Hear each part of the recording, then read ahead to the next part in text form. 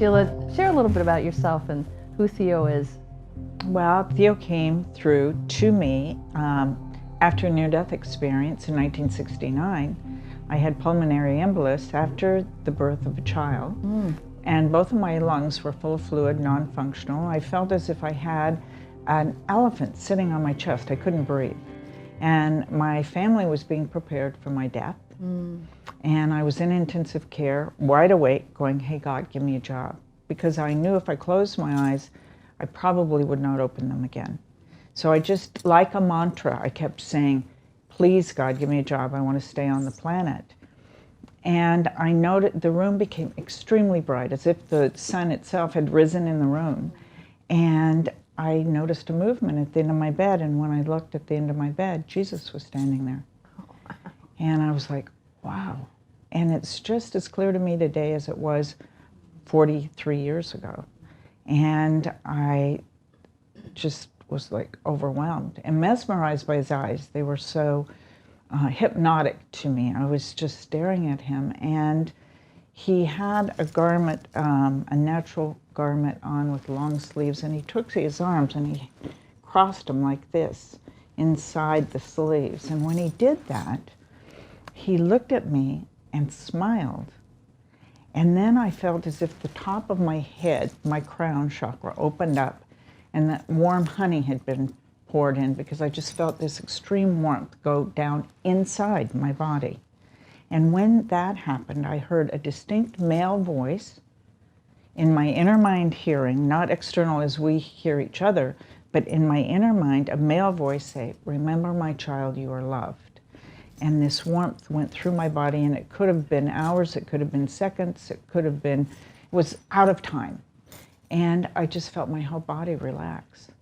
And as this warmth went through the trunk of my body, I felt as if I could take a deep breath. And then I started getting better, to the surprise of the doctors. And a month later, I was strong to go home. And then 6 months later, I had all this psychic phenomena happening to me, through me, internally, externally, and I could do automatic writing. I had clairaudience, which was the inner mind hearing, and then I tranced spontaneously and became the direct voice for the angels, the angels known as Theo. I think that we're all psychic. I think that we just have certain areas of our psychic that block us from allowing that to come through. We all have that ability to connect to source, to connect to our higher self. I've watched over the 40 years I've been doing this work that there have been waves of awakening that have been happening. Sure, 43 years. I mean, my goodness, you've seen it all. And I've watched these openings, because back when I opened up, there wasn't anybody to talk to about this. People didn't talk openly about their psychic ability or metaphysics or parapsychology or anything like that, because they were fearful of being ostracized. So over the years that I've been doing this, it's been exciting to watch this tremendous opening that has occurred. Like Theo talks about the third dimension being our physical reality, the fourth being our spiritual awakening, and now we're fully implemented in the fifth dimensionary energy, which is the recognition that we are all masters, and the ability to us as a human species to really become that.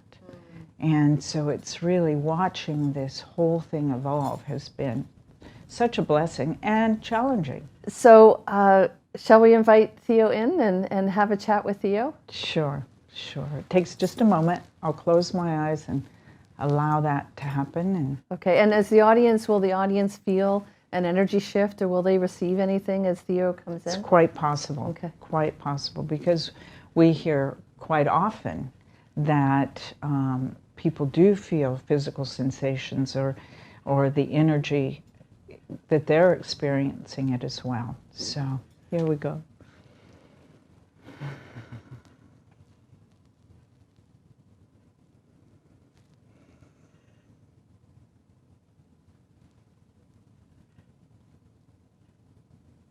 It is the beginning, is it not?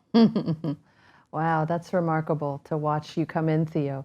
So thank you for joining us. We're delighted to have you here speaking to our audience about these times. I have a question. For 43 years in our times, you've been talking to Sheila and Sheila's audiences and her clients about this time that we are in now. What do you see for us as humanity as we're moving into these fifth dimensional energies? This is a time of grand evolution for the human species. Never before has the human body been at a vibrational level to accept the full essence of one's soul and divine beingness, the masters that you are. For it is as the Master, Jesus, spoke all that he could do, you could do, and more. And this is the time of which he was speaking. For there is the necessity of this vibrational frequency being refined in the physical body, as well as the energy that is about the earth, and that is this time, fully implemented now, and knowing and seeing and sensing and observing the changes within societies, with changes within the human cultures, of a coming together of a common unity, a community of humankind now throughout the world, touching one another. Technologically, this can be done in an instant. There is no time and space. You were on a series of ours recently where you introduced this idea of common unity as community. And so community is a very important aspect of this time that we are in. Can you say a little bit more about that? Relationships are very important, for it is that connectivity. Humans are herd animals, are they not, and wish to belong to societies, to communities, to families, to be a part of a greater structure and an influence of that greater structure coming together with the heart. Yes? So it is the recognition that you are one, a one species with the same dreams, desires, and purpose, ultimately, to be alive on this planet and to experience emotions. So herein lies that recognition, not in judgment of one another, but in recognition that you are one, that each soul has chosen to be present in a human body for its fuller expression and understanding of the human experience, which is emotional. Yes?